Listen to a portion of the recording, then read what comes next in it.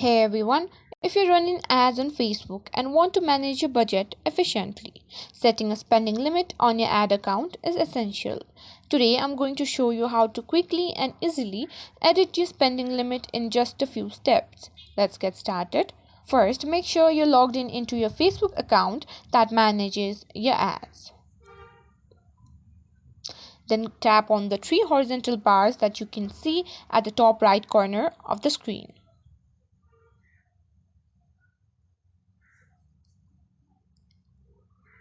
Scroll down until you find Settings. Here you can see the Add Payments. Tap on it.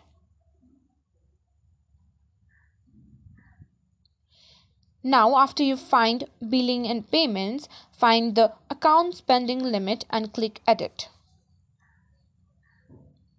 Here you can set your new spending limit. Just type in your desired amount.